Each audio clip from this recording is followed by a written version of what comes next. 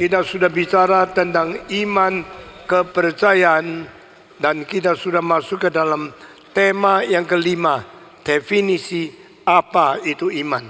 Iman adalah berarah kepada Tuhan, hidup menghadap Tuhan. Secara rohani, iman itu ada direksi, direction of the human spirit. We are facing God. You live before God, and that kind of attitude, that kind of direction is called faith. Orang beriman adalah orang yang hidup berhadap kepada Tuhan. Orang yang hidup di hadapan Tuhan. Orang yang hidup berarah dan berkenan kepada Tuhan. Kedua, iman adalah penglihatan dalam visi rohani. The spiritual vision, the seeing in our spirit. Orang beriman kepada Tuhan, dia melihat apa yang dilihat oleh Tuhan. To see what God sees. To think what God thinks. To feel what God feels. And to direct our direction of the planning and the direction of God. Ini namanya iman. Jadi orang beriman melihat apa yang dilihat oleh Tuhan. Ini tidak mungkin dilihat oleh orang yang tidak beriman.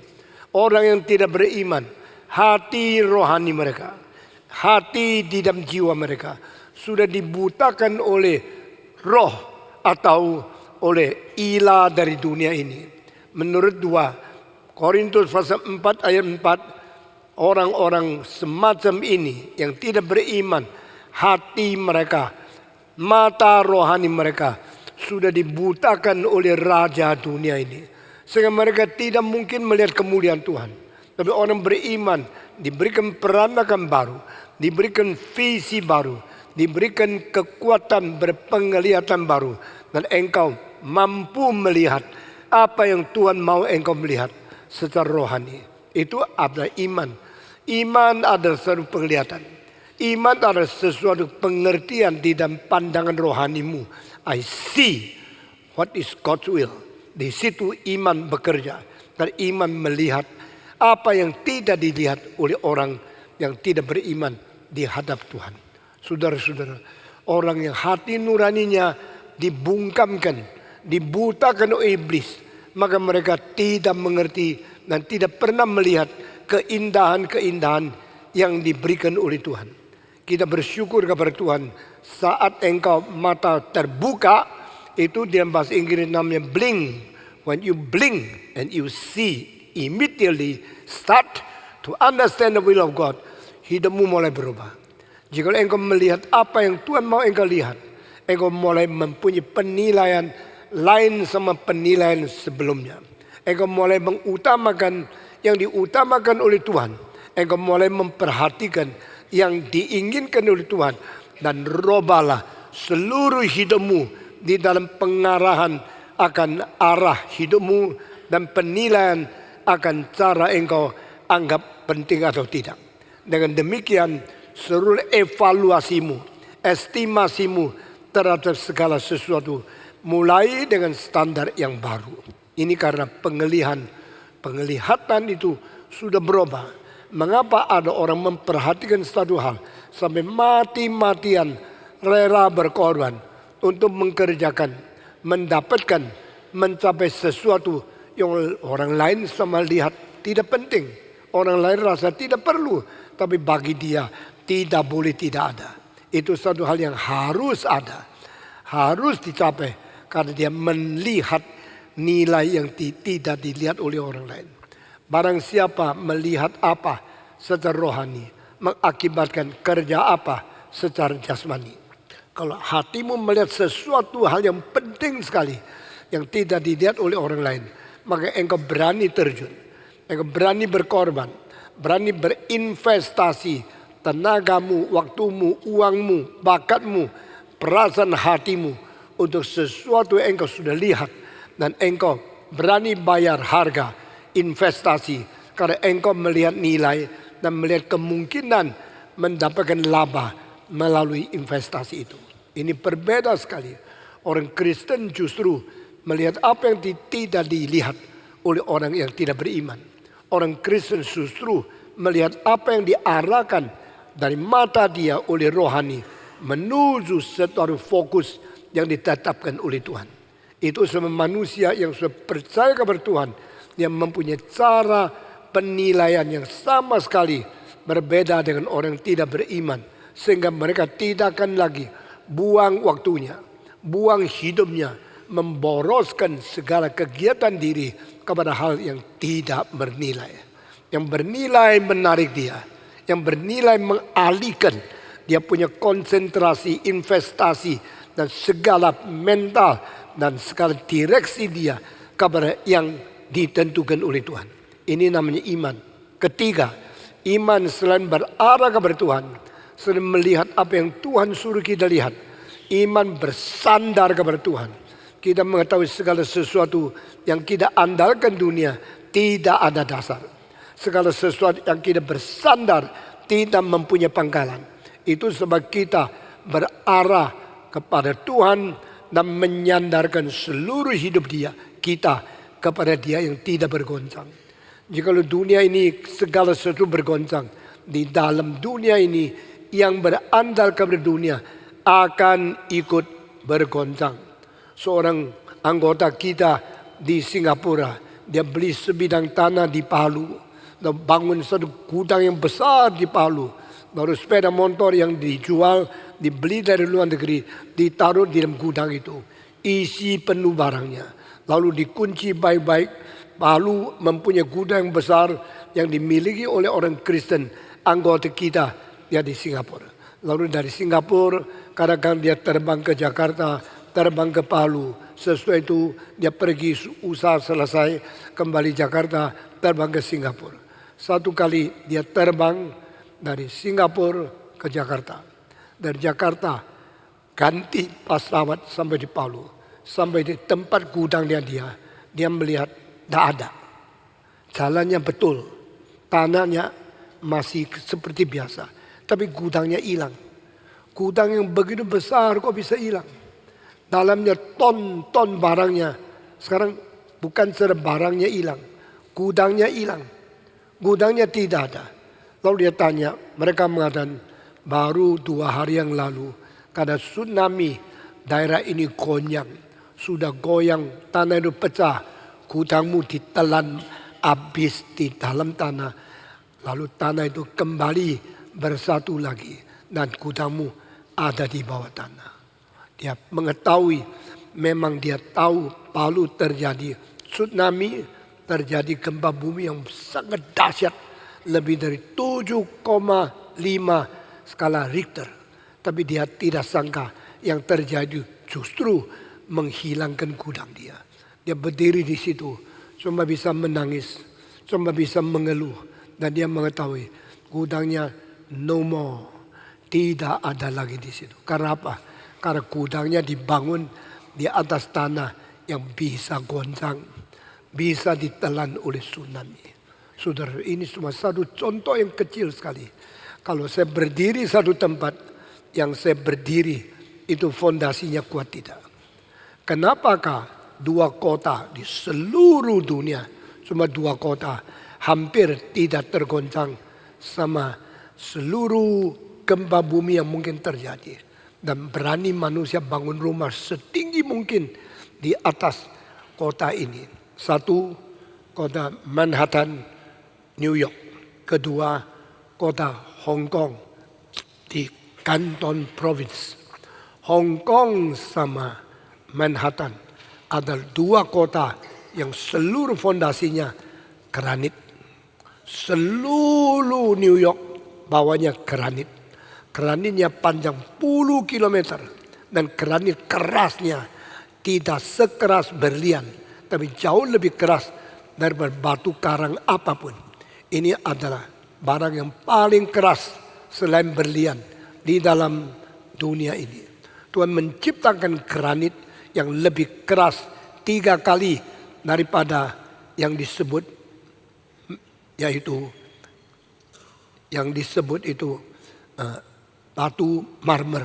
Dan marmer lebih keras daripada semen. Nah saudara-saudara, karena granit begitu keras, kalau mereka membor harus pakai bor yang paling kuat baru bisa tembus. Sudah tembus, fondasi ditancapkan di dalam.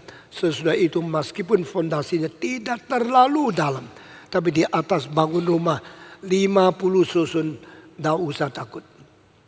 Waktu kita beli tanah di sini, kita baru tahu tanah di Jakarta tidak terlalu kuat.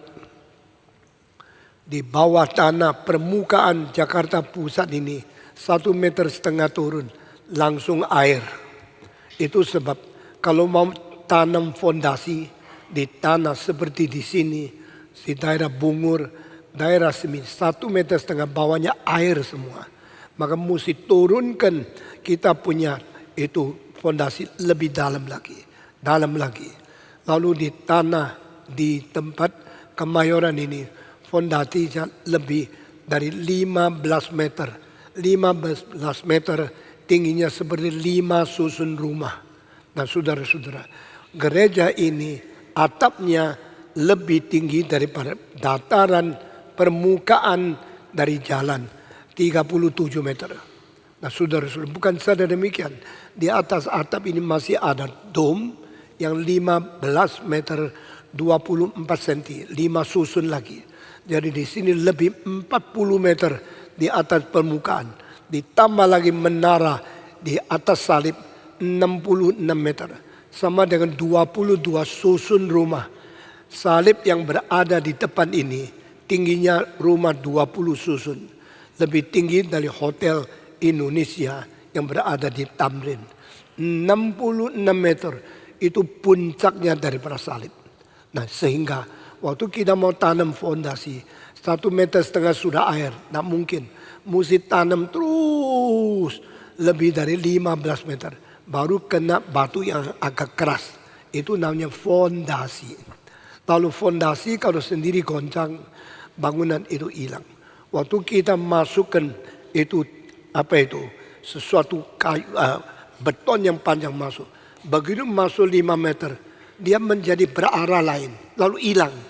Lalu saudara, waktu fondasi di Kemayoran diturunkan ke bawah 5 meter, dia bengkok sendiri. Sesuai itu terus dia mengarah, sudah itu hilang. Di bawahnya air yang membawa hilang. Jadi kita punya tiang pancang itu masuk hilang.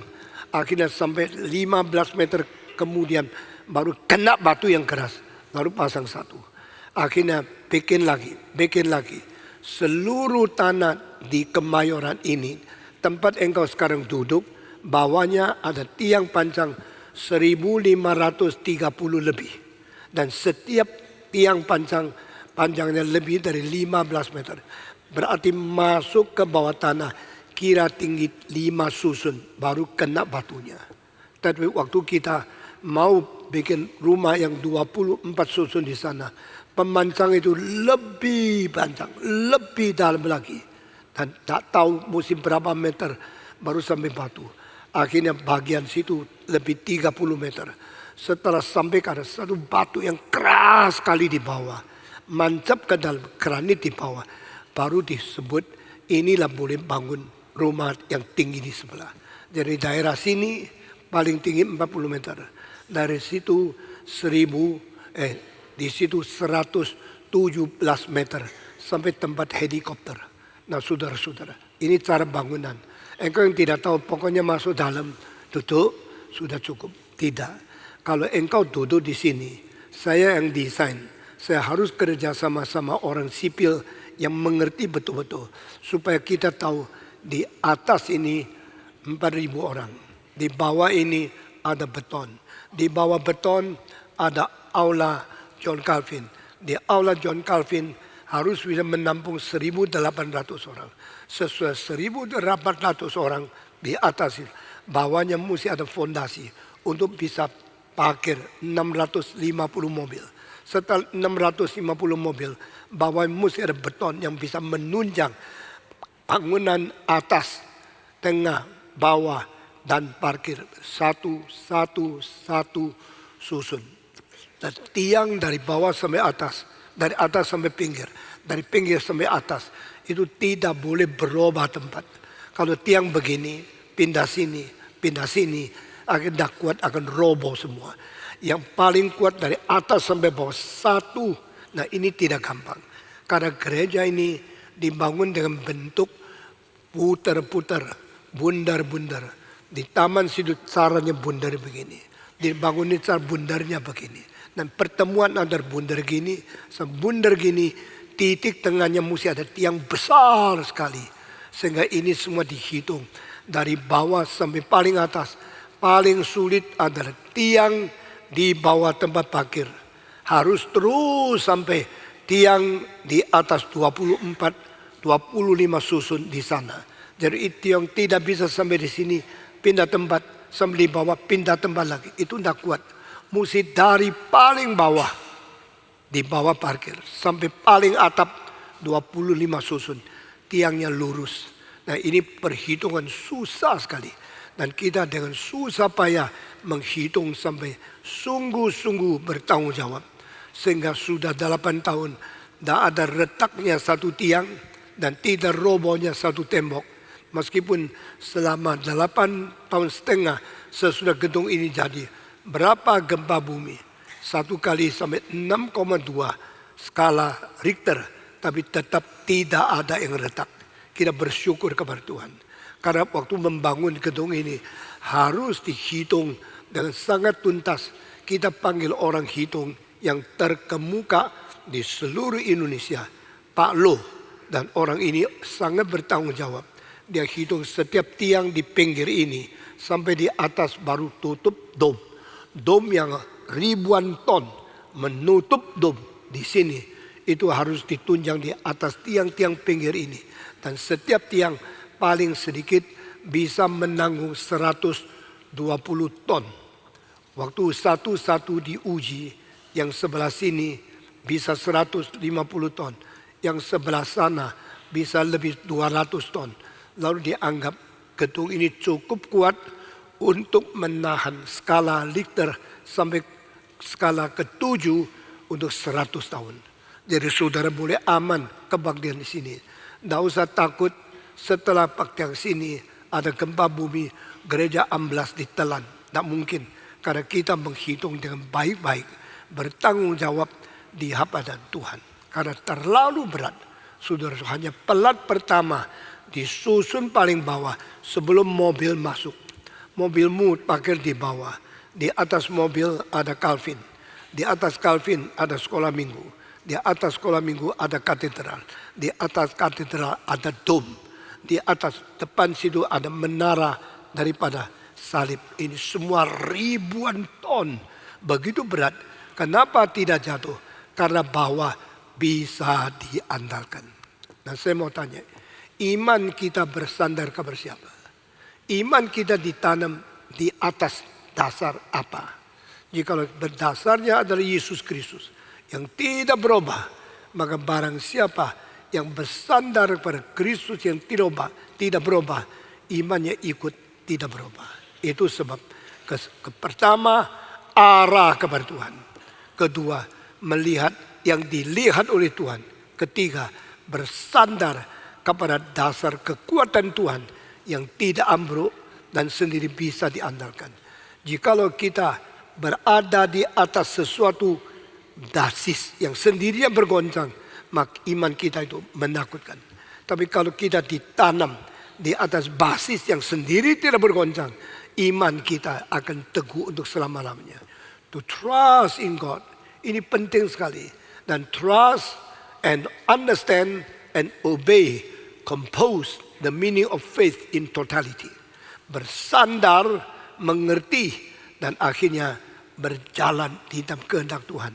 Ini 3, trust, understand, and obey. And trust in Christ. Christ is dependable karena dia bisa diandalkan. Dia sendiri tidak bergoncang. Maka kita berdiri di atas batu karang Kristus. Maka iman kita itu menjadi iman yang teguh. Ini ketiga. Iman adalah arah.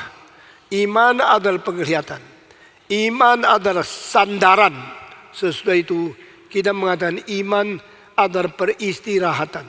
Saudara tidak membaca dalam buku tentang iman dimanapun, baik dari Amerika, Belanda, luar negeri, tidak ada orang menguraikan iman dengan jenis dan definisi seteliti seperti apa yang kau dengar di dalam gereja Reform Injili Indonesia. Apa yang kau terima dari mimbar ini, dan mungkin engkau baca dari buku yang lain, kecuali khotbah Stephen Tong dibukukan, baru dunia mempunyai fase dan mempunyai understanding seperti ini. Iman adalah arah, iman adalah penglihatan, iman adalah sandaran, dan keempat, iman adalah peristirahatan, the peace and the rest, the enjoyment of the stability that is faith. Yang beriman mengalami stabilitas, yang beriman boleh berdiri tegak, yang beriman boleh tidur di dalam kesulitan, yang beriman boleh tenang beristirahat di dalam pangkuan Tuhan. Orang yang beriman tidak ikut gelisah, orang yang beriman tidak ikut khawatir, orang yang beriman tidak perlu marah-marah, orang yang beriman perlu takut-takut, khawatir, marah, gelisah, dan ketakutan. Ini 4 hal tidak pernah menolong apa-apa. Engkau tidak mungkin di dalam kesulitan melalui ketakutan merubah kesulitan itu. Dan mungkin engkau di dalam kekacauan melalui khawatir engkau memberhentikan kekacauan itu. Tak mungkin engkau di dalam pergolakan yang menakutkan, kehancuran yang terjadi hanya karena engkau khawatir, gelisah, kehancuran itu tidak terjadi. Sama seperti waktu engkau berhenti di bukanya lampu merah, engkau tidak boleh maju. Karena waktu itu arus dari lain tempat sedang melewati jalan. Kalau engkau terus terjang ke depan, engkau akan tabrak, engkau akan berdarah, engkau akan mati. Dan engkau harus berhenti. Untuk engkau berhenti, hatimu tidak mau berhenti. Karena engkau waktunya dah cukup. Engkau mau cepat-cepat lewati, menerobos akan lampu merah supaya capai tempat tujuan. Tapi tidak mungkin ada polisi yang menjaga, ada lampu merah menjadi isyarat lu berhentikan engkau. Lalu di situ bagaimana? Engkau gelisah sekali. Wah, ini waktu dah cukup. Sekarang dihentikan oleh lalu lintas yang lampu merahnya 3 menit. Mengapa saya buang waktu 3 menit? Engkau gelisah. Engkau lihat jam terus. Engkau lihat jam terus, bisa jadikan lampu merah jadi lampu hijau tidak? Jawab. Bisa robot tidak? Tidak bisa. Engkau gelisah. Waduh, ini sudah tidak ada waktu. Engkau putar, bikin you punya start, rum, rum, rum, rum. Engkau bikin rum, rum, rum. Lampu merah jadi lampu hijau tidak? Tetap tidak. Engkau bagaimana gelisah? Tidak guna. Bagaimana engkau takut? Tidak guna. Bagaimana engkau khawatir? Tidak guna. Engkau tidak bisa berubah. Engkau cuma bisa tunggu. Tunggu waktunya sampai merah, kuning, hijau. Baru engkau boleh berangkat lagi. Saatnya tunggu itu 2 sikap. Pertama, gelisah. Satu lagi, tenang, sabar. Ini 2 macam ini menyatakan imanmu. Orang Kristen di dunia sama ada kegelisahan, sama ada kekacauan, sama ada kesulitan, sama mengalami sengsara. Tapi bedanya adalah orang tidak beriman. Di tengah-tengah diuji, di tengah-tengah kegelisahan datang, dia hatinya tidak pernah damai, terus marah-marah, bikin starternya besar-besaran, bikin gasnya bunyi keras, rung rung rung, sampai bicara sama polisi, saya sudah telat, cepat bikin merah. Polisi bilang, saya ada waktunya, saya tidak melayani engkau. Dia tunggu sampai waktunya, switch hijau menjadi merah, baru engkau boleh jalan. Dan di dalam kegelisahan, di dalam kesulitan itu cuma 2 sikap. Satu sikap ikut ribut atau tenang menikmati penyertaan Tuhan. Orang beriman ada orang yang tenang menikmati penyertaan Tuhan. Orang beriman dia tidak khawatir, tidak takut, tidak ragu-ragu dan tidak gelisah dan dia tidak menjadi tidak sabar. Orang beriman dia tenang mentaati Tuhan karena dia mempunyai pengertian the theology of time. Waktu di dalam pengertian teologi harus taat kepada Tuhan. Saudara, barang siapa yang tidak mengerti dan tidak bisa mempunyai kemantapan di dalam pegang waktu dari Tuhan, orang itu hidupnya gelisah, khawatir, marah, takut, sungguh-sungguh bersungut-sungut, tapi tidak berhasil apa-apa. Saudara, apa bedanya orang beriman kepada Tuhan dan orang yang tidak beriman kepada Tuhan. Orang beriman kepada Tuhan stabil, tenang, dan menikmati penyertaan Tuhan. Itu iman.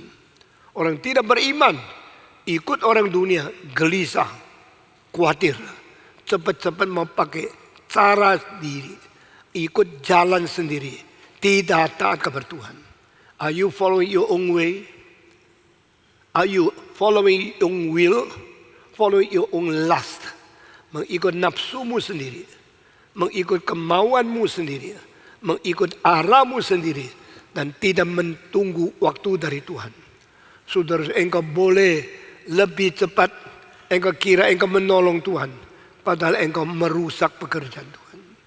Musa dipanggil Tuhan, tetapi panggilan yang sejati baru tidak tiba pada waktu dia umur 40 tahun sesudah selesai di istana, tambah 40 tahun di padang belantara. Umur 80 baru saatnya Tuhan berkata, Musa, I call you upon me. Now go to do my will. Enter into the palace of Pharaoh and ask him to let my people go so that they can serve their Lord in the wilderness. Musa kapankah baru dapat panggilan Tuhan yang tepat waktunya? Setelah umur 80. Pada waktu dia umur 40, dia sudah tahu dia orang Ibrani. Dia sudah tahu dia bukan orang Mesir. Dia sudah tahu harus menolong orang Israel, jangan menjadi budak di bawah pemerintahan Firaun. Maka Musa umur 40 sudah berani melayani Tuhan. Cukup bakat, ilmu penuh, 40 tahun di istana mempelajari semua ilmu yang berada di Mesir. Saudara-saudara, ilmu yang ada di Mesir pada saat Musa umur 40 adalah ilmu dan teknologi tertinggi di seluruh dunia. Musa bukan di Babilonia. Karena waktu itu Babilonia pengetahuan tidak setinggi Mesir. Waktu itu di Mesopotamia, meskipun rumah paling besar digali di abad ke-20, 165 kamar. Tapi tidak ada orang bisa bangun seperti piramid yang tingginya 157 meter di permukaan bumi, kira-kira setinggi sekarang rumah 45 susun. Saudara-saudara, itu 4.000 tahun yang lalu. 4.000 tahun yang lalu teknologi bangun masih sangat dangkal dan pengertian arsitektur sangat primitif. Tetapi waktu itu manusia sudah bisa bikin piramid yang tingginya setinggi 3 kalinya Hotel Indonesia. Hotel Indonesia 42 meter sampai di atas. Piramid 157 meter. Lebih 3,5 kali tingginya dari bangunan Indonesia yang tertinggi di Indonesia pada tahun 1962. Padahal 4.000 tahun yang lalu piramid sudah lebih tinggi 3,5 kali dari Hotel Indonesia yang 14 susun. Saudara-saudara, waktu itu bagaimana bikin bangunan begitu tinggi? Bagaimana mengangkat batu 2.000 kilo sampai di tempat setinggi hampir 50 susun itu? Orang lain tidak tahu. Orang Cina, orang Jepang tidak tahu. Orang Mesopotamia, orang Jerman tidak tahu. Orang Mesir sudah tahu. Itu sebab 4.500 tahun yang lalu orang Mesir mempunyai teknologi yang terkemuka, mempunyai arsitektur yang teknik tertinggi. Dan Musa lain sama Babylon, lain sama Yusuf, lain sama Daniel, lain sama Yesaya. Musa lebih dulu dari mereka, dan Musa saat masih hidup piramid sudah selesai. Sehingga zaman Musa dia sudah dengan mata waktu itu melihat piramid yang tingginya lebih 50 susun rumah sekarang di dalam pengalaman hidup sendiri. Dia bukan sedang melihat, dia sudah mempelajari, sudah mengerti semua pengetahuan. Musa telah mempelajari semua ilmu dari seluruh Mesir, sehingga di Mesir orang paling pintar Musa, pengetahuan paling limpah Musa, pengertian teknologi paling mutakhir Musa. Dia 3.500 tahun lalu lebih pintar pikiran dari dosen UI sekarang. Musa 3.500 tahun yang lalu sudah mempunyai pengertian lebih dari insinyur yang lulusan dari Harvard, dari Yale, dari London University, Heidelberg, atau semua sekolah tertinggi sekarang abad ke-21. Karena waktu itu dia sudah pelajari semua ilmu dari pada negara Mesir. Tetapi saudara-saudara, meskipun demikian, Musa akhirnya meninggalkan semua itu. Dia lebih suka hidup bersama-sama di dalam sengsara orang Israel dibanding statusnya menjadi anak raja putri di Mesir. Dia lebih suka menderita bersama-sama hamba Tuhan yang miskin yang berada di padang belantara kebanding dia menjadi anak putri di dalam istana Firaun. Ini semua catatan Alkitab. Kitab suci bukan cerita kosong. Kitab suci menyatakan fakta yang tertinggi di dalam dunia. The man who has surpassed all the understanding of the comprehensive knowledge of everyone in the world, Moses. Moses mempunyai pengetahuan tertinggi melampaui semua gabungan pengertian ilmu seluruh dunia. Semua sudah pelajari, sudah lewat, dan dia meninggalkan. Tetapi dia terlalu cepat. Dia kira saatnya saya tahu kehendak Tuhan, saya langsung melayani Tuhan. Tuhan pasti perlu saya. Tuhan diam. Tuhan tidak menggobris dia. Biar dia buang 40 tahun di padang belantara. Yang dia pelajari tidak dimengerti. Yang dia miliki pengetahuan tidak berguna. Dia sebenarnya hanya bicara ilmu apa saja yang dimengerti. Tidak diketahui oleh domba-domba yang dia gembalakan. Dia bicara tentang astronomi. Dombanya menjawab meh, meh. Dia bicara tentang leadership. Dombanya menjawab meh, meh. Musa mau marah sama siapa? Domba tidak bisa dimarahin. Cuma bisa dibunuh. Akhirnya dia tidak bisa melampiaskan nafsunya apa-apa. Dia tunggu. Setelah 40 tahun kemudian, baru Tuhan berkata, Musa, pergilah ke tempat istana Firaun. Beritahu kepada Raja Mesir bahwa saya mau mengutus umatku keluar dari Mesir. Melayani aku, melayani Yehova di padang belantara. Musa baru tahu waktu Tuhan sudah sampai. Jadi saudara-saudara, jangan gelisah, jangan khawatir, jangan takut, jangan marah. Ikut saya, 1, 2, 3. Jangan gelisah, jangan khawatir, jangan marah, jangan takut. Ini 4 hal yang tak pernah menolong kita apa-apapun. Manusia yang berbijak dan manusia taat kepada Tuhan adalah manusia yang bisa mengalahkan nafsu sendiri yang sering jatuh ke dalam gelisah, jatuh ke dalam marah, jatuh ke dalam khawatir, jatuh ke dalam takut. Keempat hal ini musuh kita seumur hidup. Semua 1, 2, 3. Keempat hal ini musuh kita seumur hidup. Apa keempat itu? Gelisah, apa? Khawatir, apa? Takut, apa? Marah. Saudara sering marah? Sering.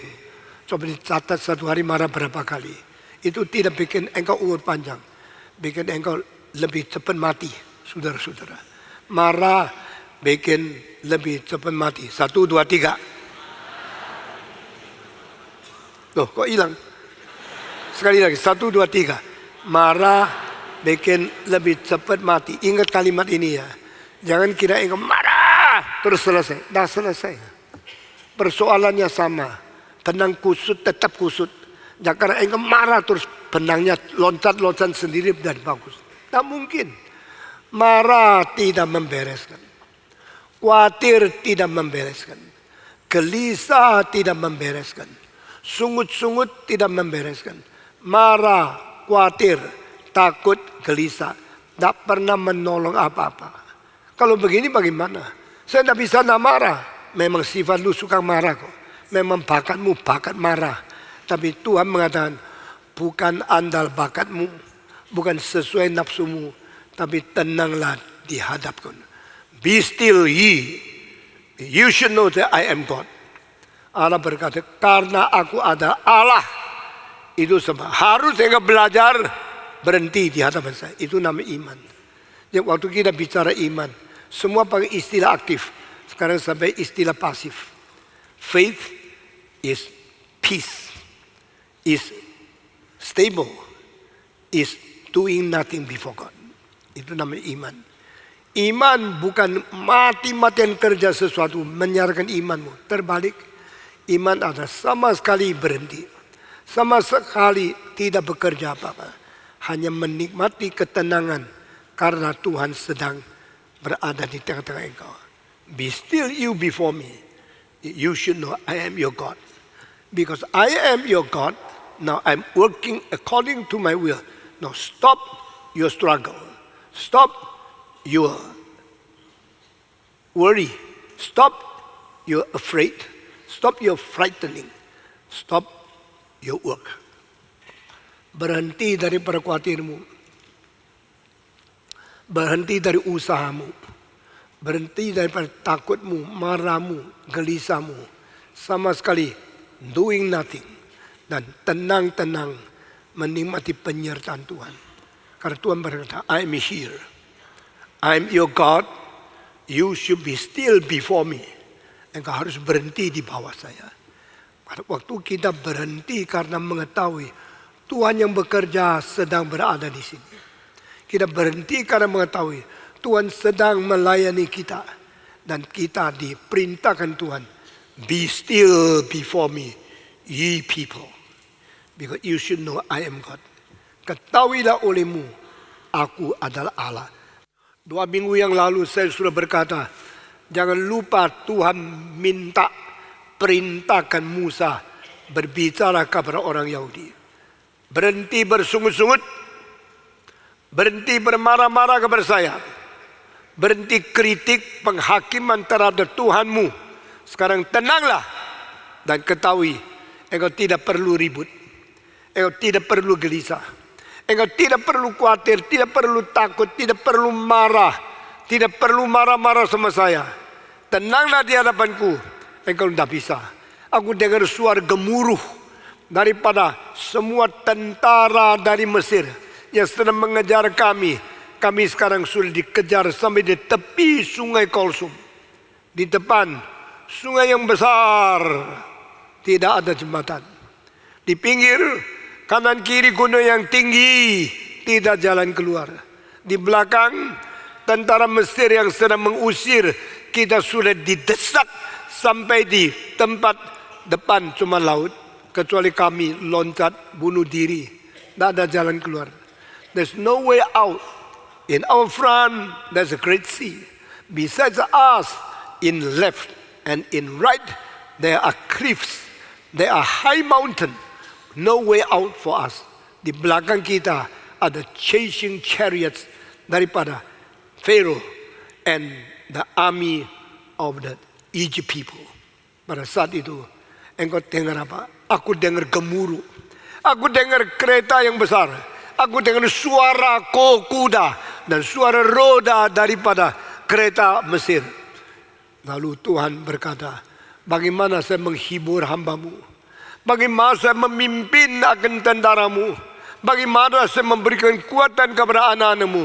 Tuhan berkata, beritahu sama mereka, suara gemuruh yang mereka dengar ini adalah terakhir kali. Tak usah takut. Karena apa yang mereka mengecam, apa yang mereka menakuti kamu, ini suara yang begitu menakutkan. Ini terakhir kali. Dan sesudah ini tidak pernah ada suara itu lagi. Inilah kali terakhir. Ini kali terakhir mereka sekarang datang menakut-takuti kamu. Kamu sekarang harus tenang di hadapanku. Ketahuilah aku Tuhanmu. Aku yang memimpin engkau dengan tiang awan setiap pagi dan tiang api setiap malam untuk melewati kesulitan, melewati tempat musuhmu, dan aku akan membawa engkau menerobos semua benteng-benteng, semua tembok-tembok yang menghalangi engkau. menuju kepada jalan di dalam tempat perjanjian yang sudah kau berikan kepada engkau. Ketahuilah, Firaun mengejar engkau, ini terakhir kali. Ketahuilah, suara gemuruh itu hari ini terakhir kali. Ketahuilah, hari ini juga hari kematian mereka. Mereka begitu giat, begitu keras, begitu menakutkan. Saya izinkan ini terakhir kali. Biar mereka liar berapa hebat, saya akan bunuh mereka. Dan sesuatu no more, akan tenang sebentar lagi. Tidak ada suara dari kereta kuda, tidak ada lagi suara dari kendaraan musuh, tidak ada lagi suara daripada ancaman seterumu. Karena ini saya membiarkan mereka berteriak keras, ini terakhir kali. There will be no more, and I will be with you, and you must be still. Rest in me. Enjoy peace within me. I am your God. Ini namanya iman. Iman adalah ketenangan. Dan iman itu penting sekali. Orang yang beriman mengalami ketenangan. Orang yang beriman menangani istirahat. Orang yang beriman melayani dan menikmati penyertaan Tuhan di sini. Oh my God, because you are here, I can rest. Because you are with me, I can enjoy peace. Because you are now here, you interrupt my life. I need not to be afraid. I need not to be hesitant. I need not to be angry. I need not, because I am now enjoying your presence. Kalau Tuhan menyertai kita, kenapa kita takut? Karena Tuhan beserta dengan kita. Kenapa kita gelisah? Karena Dia adalah Allah. Dan Allah perintahkan, tenanglah, beristirahatlah di hadapanku. Saudara-saudara, kenapa rohani kita sering gagal? Kita terlalu gampang digoncangkan oleh lingkungan. Kita terlalu gampang diancam oleh musuh. Kita terlalu gampang ditakut-takuti oleh perubahan situasi kita setiap saat. Ingatlah waktu engkau lihat awan gelap mengelilingi seluruh langit di atas kamu. Kalau engkau mempunyai sayap yang bisa lebih tinggi daripada awan gelap, engkau akan menembusi awan gelap yang menakuti. Lalu di atas itu engkau melihat matahari tetap bersinar cahaya dengan terang benderang, tidak ditutupi oleh awan gelap. Awan gelap akan menjadi di bawah, matahari tetap di atas. Iman berarti terbang melampaui, menerobosi semua yang bikin kita takut, menerobosi semua lingkungan yang menudung kita, menutup mata rohani kita melihat takhta Tuhan. When you are flying high, when you are breaking through the limitation and the hindrance of all the different things in your surrounding, and you will see God is still above all, and God is still on His throne. He never change. Itu namanya iman. Iman menerobos, iman melewati, iman menjalankan sesuatu melampaui semua halangan yang menutupi engkau yang di bawah. Iman membawa engkau lebih tinggi. Dan waktu engkau melihat tetap sama kok. Tuhan tidak rubah. Meskipun awan gelap di bawah Dia. Meskipun banyak perintang dikalahkan oleh Dia. Masih banyak musuh dari setan disuruh dan diperintahkan untuk turun ke bawah. Tuhan berada di atas. Waktu matamu melihat Tuhan tetap di atas, tetap di panggungnya Dia, tetap di atas arasnya.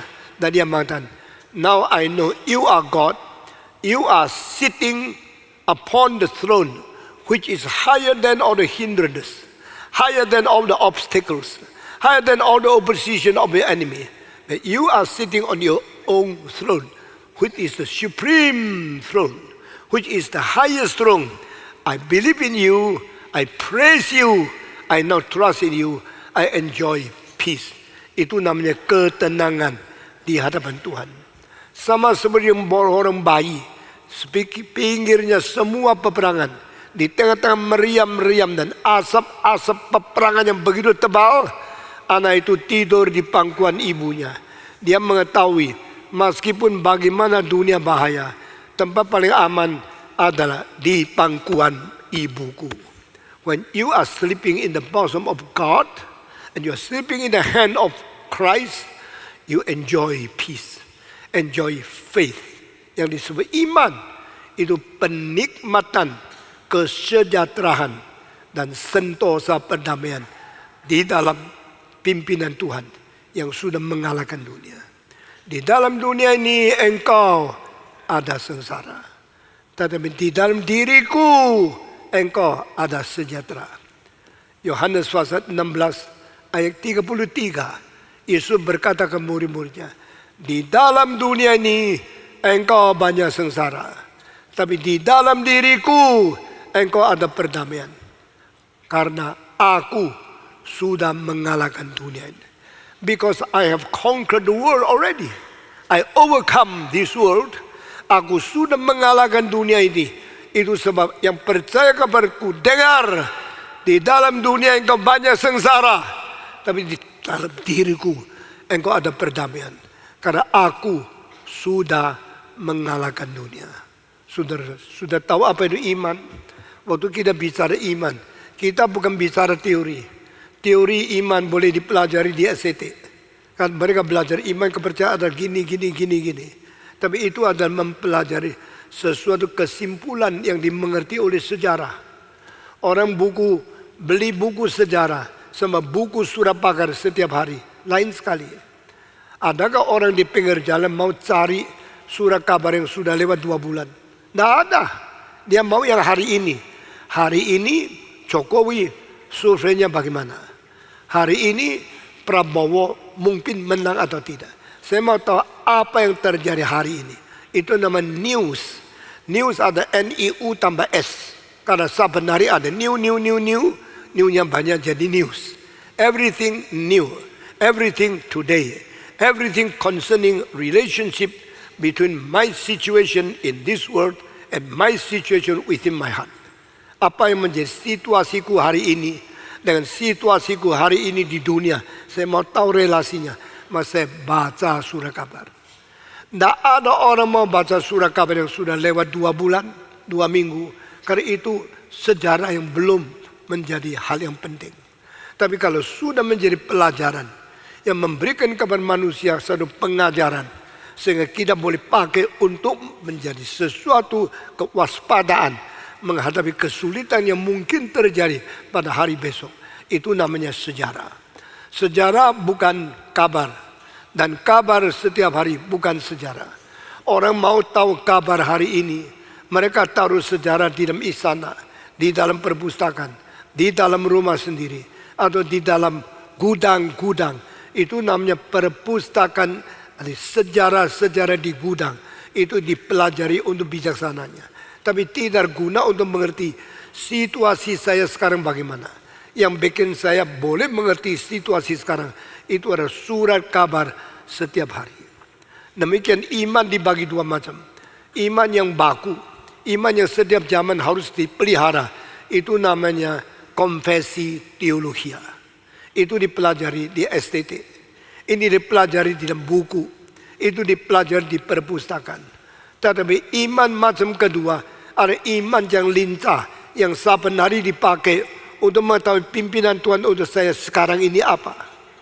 Sama seperti saudara-saudara, waktu engkau berdoa, engkau mempunyai satu kalimat, berilah kami makanan pada hari ini. Makanan kami yang sedia kala kami perlukan, dan setiap saat kami membutuhkan makanan. Tapi yang penting hari ini kasih saya yang saya perlukan sekarang. Saudara mengerti sejarah satu pelajaran. Beriman kepada Tuhan satu bijaksana kehidupan. To know the historical faith in the past time, that is to learn confession. But to have the faith, everybody depending on the Lord, that's my practical life. My practical life. Every day, how should I behave before God? Saudara-saudara, kita belajar sejarah melalui buku-buku. Kita dengar berita melalui kebaktian setiap hari. Seorang pendeta yang baik, dia mengerti pengertian iman di dalam sejarah sebagai konfesi yang begitu penting, tidak boleh berubah. Dia mesti pegang baik-baik. Tapi seorang pendeta yang baik bukan saja mengerti sejarah, dia mengerti pimpinan Tuhan hari ini apa. Berita yang saya harus sampaikan dimengerti oleh anggota saya hari ini apa.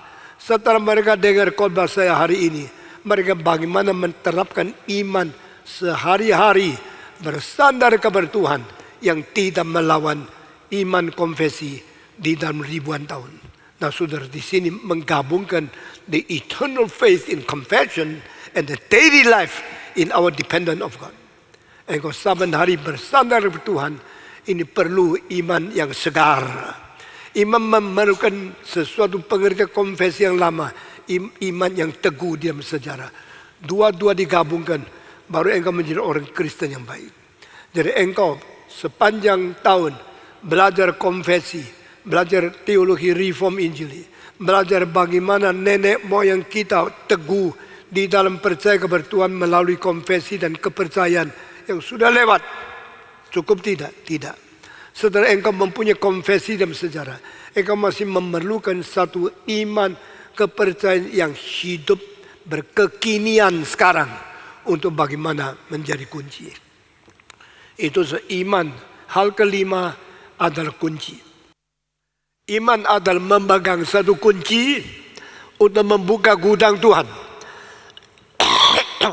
Iman bukan sesuatu keistirahatan menikmati penyertaan Tuhan. Iman juga adalah satu kunci yang setiap hari bisa buka pimpinan Tuhan, bisa mencari gudang Tuhan, menemukan persiapan anugerah yang begitu banyak yang disiapkan untuk saya pakai setiap saat waktu saya perlu. Iman orang Kristen sangat berbeda dengan iman di dalam agama lain. Iman agama lain tidak memerlukan mereka setiap minggu ikut kebaktian. Tetapi tidak ada gereja yang tidak ada kebaktian setiap minggu untuk mengisi kebutuhan rohani setiap saat engkau memerlukan Tuhan. Ini bedanya Kristen. Kapan saja engkau mau kelenteng silakan. Waktu perlu baru masuk. Waktu perlu baru doa. Tapi di Kristen tidak. Setiap minggu harus datang khotbah.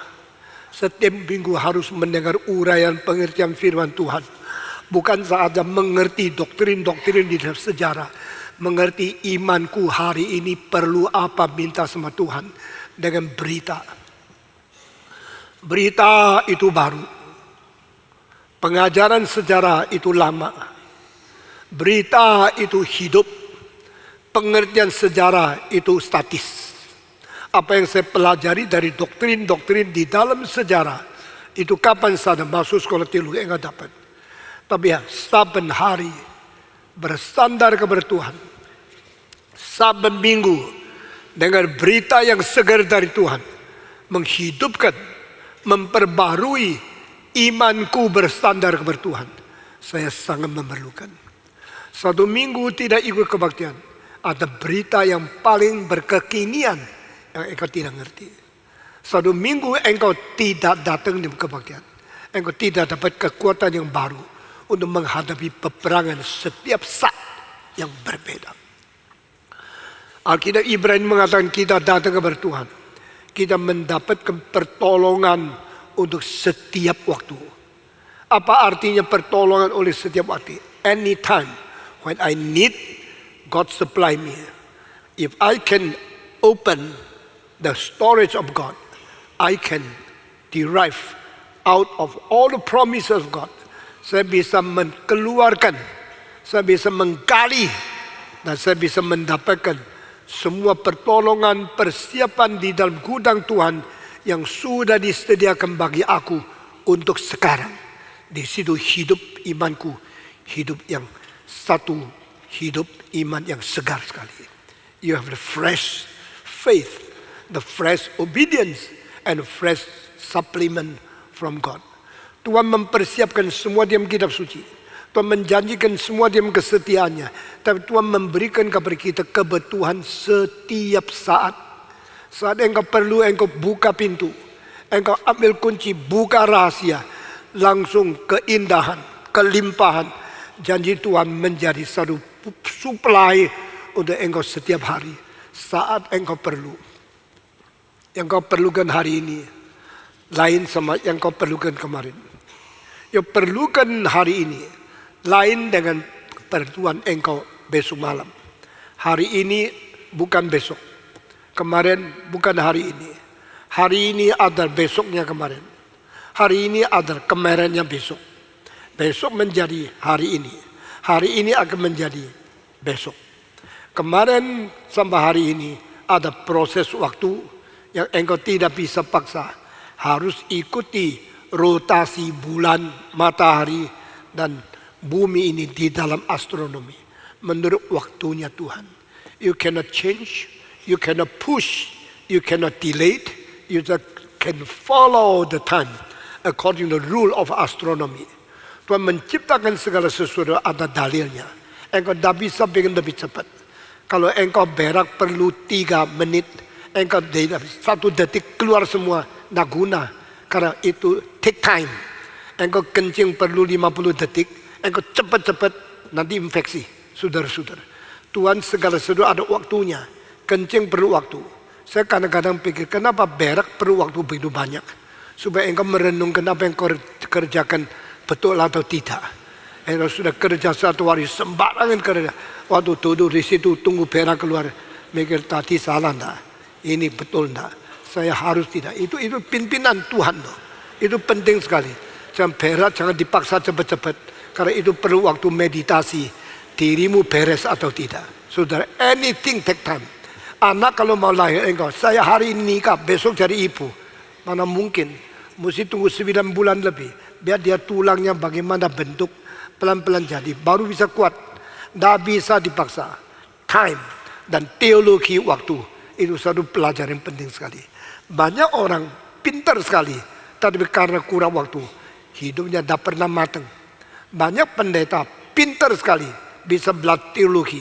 Langsung lulus. Langsung dapat gelar doktor. Tapi tidak bisa jadi pendeta yang baik. Karena dia belum pernah diuji oleh waktu. Belum ada kesabaran. Memberitahu kepada dia bisa tahan. Bagaimana menangani kesulitan-kesulitan orang. Kemarin ada seorang bicara sama saya. Tahu tidak, pendeta Ivan Kristiono sudah menjadi seorang pembimbing yang luar biasa baiknya. Yang datang kepada dia, minta di counseling. Makin lama makin banyak. Lalu saya tanya, apa yang mau kau bicara? Dia bilang, Tuhan sedang melatih pendeta Ivan Kristiono menjadi gembala yang baik. Dan dia sedang dipersiapkan menjadi orang yang sabar mendengar bagaimana peristiwa kesulitan yang terjadi pada setiap anggota. Ada yang suaminya kurang baik, ada yang istrinya kurang baik, ada yang pernah di counseling berjam-jam terus mendengar sampai dia punya waktu disita habis. Nah saudara-saudara, inilah tidak mungkin diganti, tidak boleh ditolak, tidak boleh didesak, dan tidak boleh dipush. Seorang pendeta yang baik perlu jiwa penggembalaan yang perlu waktu diberikan saat untuk menolong orang yang perlu di counseling. Beribu-ribu jam baru menjadi pendeta yang baik. Pendeta yang baik bukan seorang yang IQ tinggi, masuk sekolah teologi, langsung belajar, angkanya tinggi-tinggi, langsung selesai, langsung tamat, langsung sudah dapat ijazah, langsung menjadi pendeta yang baik. No such thing. Yesus pun perlu tunggu 30 tahun baru boleh melayani. Yohanes Pembaptis harus tunggu sampai umur 30 tahun baru boleh teriak kalimat pertama, bertobatlah kamu karena kerajaan Allah sudah dekat. Mereka tidak ada hak untuk memberhentikan waktu yang sedang maju. Mereka tidak ada hak untuk mempersingkat waktu untuk mereka diuji sabar sampai menjadi hamba Tuhan. Saudara-saudara, semua pendeta perlu waktu menguji. Semua hamba Tuhan yang baik perlu waktu melatih. Dan Tuhan pakai waktu meluluskan, meloloskan, dan melicinkan semua kesulitan daripada hamba-hambanya. Supaya boleh menjadi hamba Tuhan yang baik. Dengan demikian kita melihat dalil Alkitab sudah tulis semua ini untuk kita. Orang beriman juga begini. Untuk kita beriman kepada Tuhan, kita mengalami kesabaran, perhentian, kenikmatan, penyertaan Tuhan di dalam hidup kita. Dan kita juga memerlukan sesuatu iman pegang kunci, lalu membuka apa yang disiapkan Tuhan di dalam kekekalan, tapi diberikan kepada kita pada waktu pimpinan sudah sampai, baru itu diberikan kepada kita. Saya setelah melayani 30 tahun lebih, baru akhirnya mulai gerakan reform. Setelah melayani 50 tahun, baru mulai kondak akan orkestra.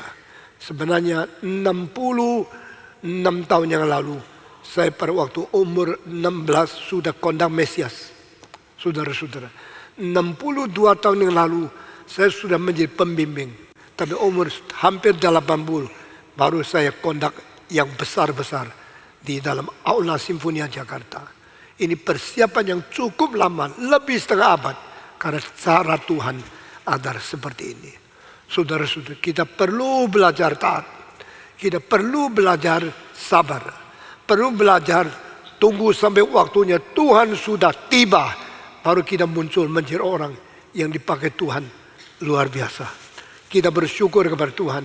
Gerakan ini sebenarnya adalah gerakan yang sudah lebih 30 tahun di dalam pelayanan.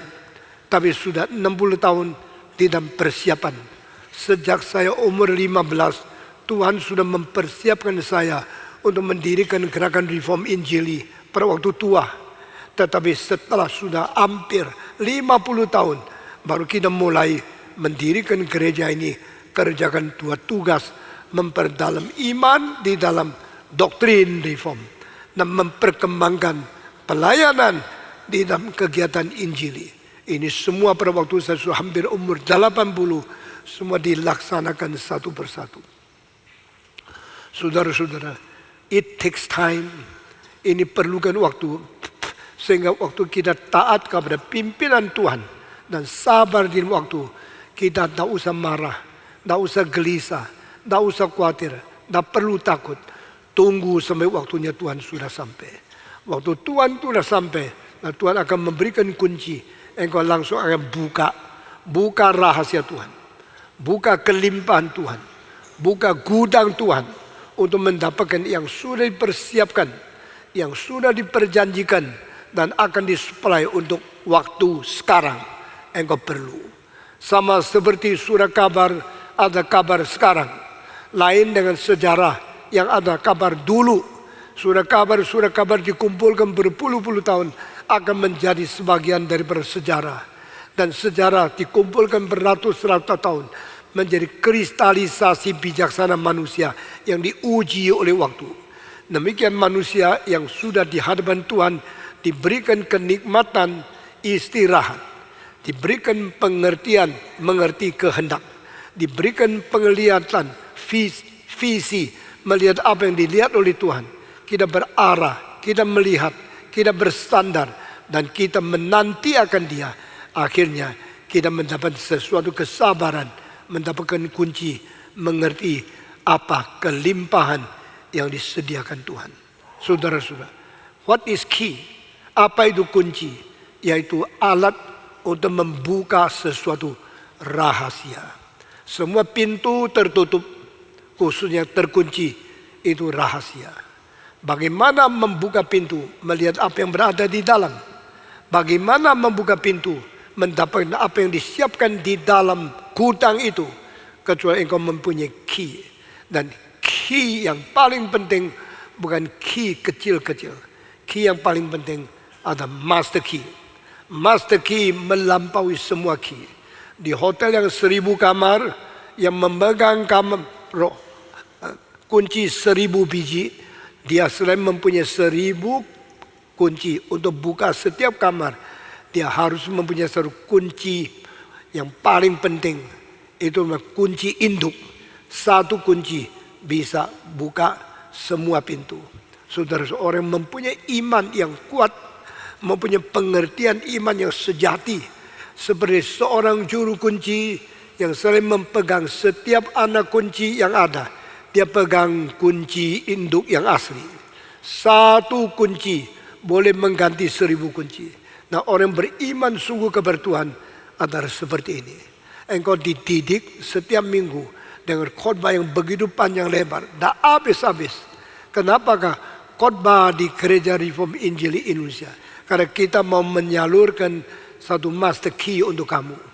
Kalau engkau sudah dengar khotbah beratus-ratus kali, sudah mempunyai rahasia untuk mengerti firman Tuhan sebanyaknya, dan akhirnya engkau mendapatkan kunci induk, master key, lalu engkau seumur hidup akan menjadi orang yang pintar, bahagia, dan menjadi orang berkuasa, memimpin akan segala rahasia Tuhan.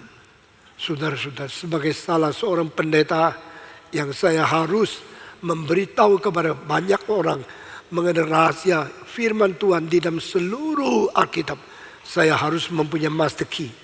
Lalu saya dengan master key buka, bongkar setiap pasal. Saya bisa memberikan penjelasan firman Tuhan dari Kejadian sampai Wahyu, dari Perjanjian Lama sampai Perjanjian Baru. Ada master key di dalam diri saya yang saya bongkar rahasia, lalu saya bagikan kepada saudara. Tuhan memberkati kita, jadikan kita manusia yang berkunci master. Dan kunci master itu yaitu pengenalan tentang Yesus Kristus. Iman apapun tidak lebih penting dari iman yang percaya dan mengerti kepada pusat segala pengertian, yaitu to understand who Christ is and what is the secret of understanding Him and His eternal will in your life. Di dalam hidupmu, engkau mengerti iman kepada Yesus Kristus. Engkau sadar apa rahasia Kristus. Itu adalah engkau mendapatkan kunci master untuk membuka semua pintu di dalam setiap ayat, setiap pasal kitab suci. Tuhan memberkati kita. Kalau orang Kristen betul-betul mengenal Kristus, mengetahui rahasia Kristus, dan dengan rahasia Kristus sebagai iman pusat untuk menjelaskan seluruh kitab suci, akhirnya engkau mempunyai kelimpahan lebih dari mereka yang sudah pegang 1000 kunci, karena engkau mempunyai master key. Itu iman. Kita orang beriman adalah orang pegang kunci master daripada Kristus, mengenal anak Allah, dan dari pengenalan terhadap anak Allah kita mengenal segala rahasia Tuhan Allah di seluruh kitab suci.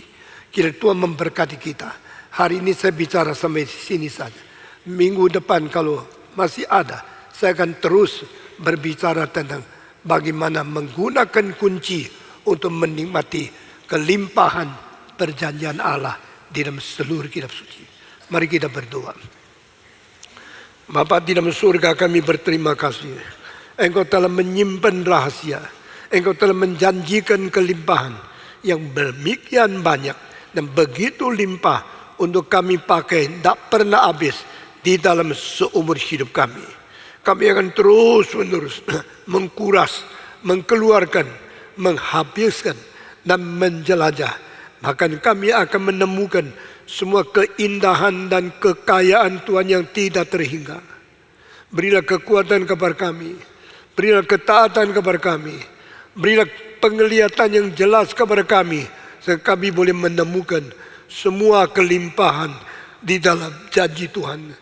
Kami boleh menikmati semua janji yang sudah diberikan kepada kami, sehingga kami melalui kunci master, kami menemukan semua kunci-kunci yang kecil dan membuka semua ayat-ayat janji Tuhan yang limpah di dalam kitab suci, sehingga kami boleh menikmati kelimpahan kekayaan yang tidak berhingga yang sudah Tuhan karuniakan kepada kami. Dengar doa kami Tuhan, kami serahkan anak-Mu, gereja-Mu, dan pelayanan di dalam pekerjaan-Mu sampai selama-lamanya. Pimpinlah kami, berkati kami, dalam nama Yesus Kristus, penebus dan juru selamat kami yang hidup. Kami sudah berdoa. Amin.